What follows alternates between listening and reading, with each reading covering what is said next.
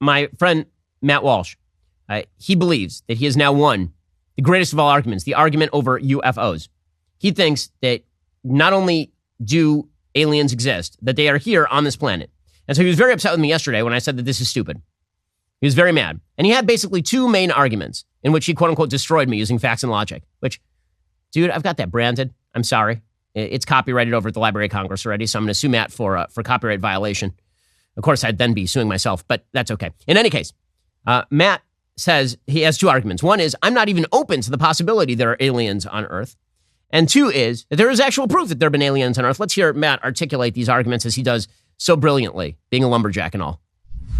Admitting the preconceived biases up front. Admitting that he rules out the possibility that any aliens could have visited Earth before looking at the evidence. So what does that mean? It means that there's no evidence at all that could possibly convince him. So then what credibility does his point of view have on this subject? If you are saying from the beginning, if I come to you and I say, I have evidence that aliens have visited Earth. I have evidence. And you say to me, doesn't matter what your evidence is, I don't believe it. I already don't believe it. Well, okay. See, when I show you the evidence and then you say, yeah, that's not convincing. Well, you were already committed to that response. You were openly committed to that response before you looked at it. Okay, so that's argument number one, right? Is that no evidence could convince me that aliens are on Earth. That's not what I said. But the burden of proof, super high, because that's a big claim that alien species are now active on Earth, that they're flying their little planes around on Earth, that they somehow conquered the distances of interstellar travel and then came to Earth. And according to witness testimony, then like morons crashed into a tree. That's their bodies were available for us to peruse, which is some pretty bad piloting. But that's the claim. Okay, so should I be skeptical of that claim? I feel like, yeah, the more outlandish the claim, the more evidence must be provided to support the claim.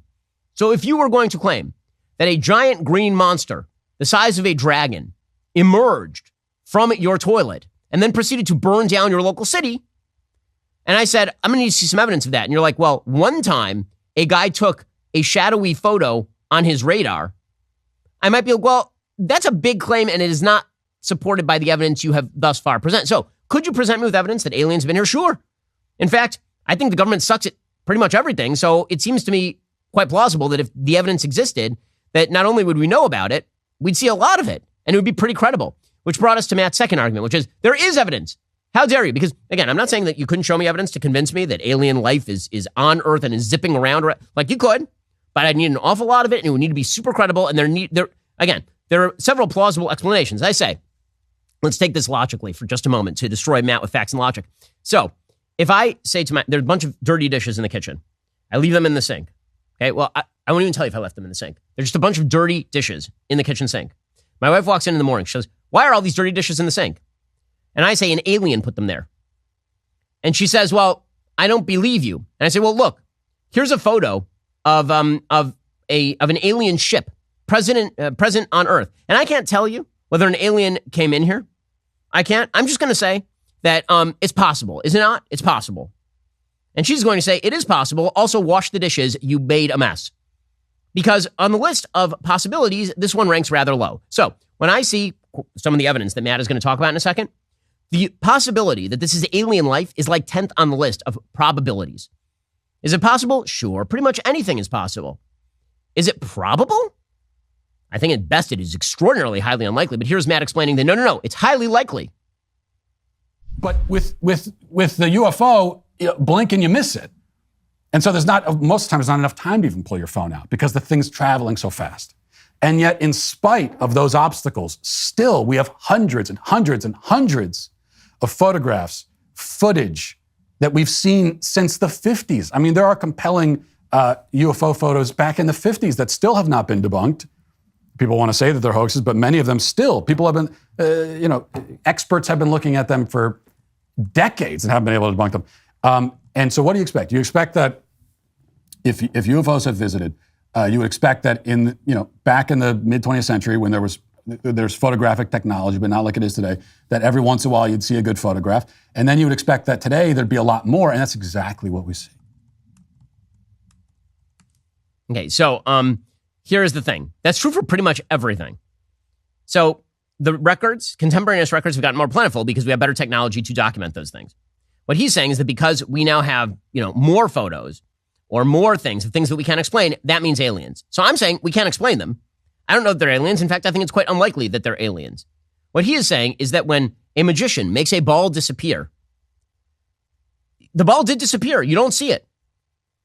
Maybe it's sleight of hand, but the high probability is he made the ball disappear. Now, maybe he did. Maybe he violated the laws of physics. But how do I know that the magician didn't actually just violate the laws of physics? Because, well, number one, because I think the laws of physics are real.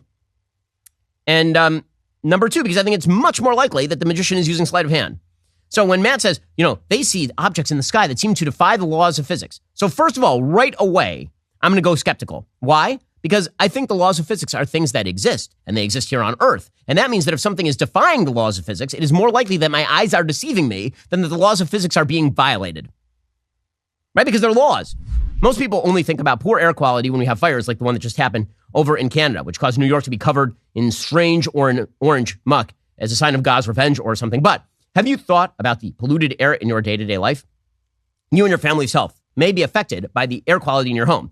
Allergens and germs floating in the air you breathe can make you sick. But the good news is that there is technology out there that helps you purify your living space easily and affordably. With EnviroCleanse, you'll never have to worry again. EnviroCleanse is an in-home air purifying unit designed to destroy cold and flu viruses, allergy-inflaming toxins, mold, and even more. EnviroCleanse promises far fewer colds, allergies, and better sleep. They even give you a free air quality monitor to test the difference in your own home.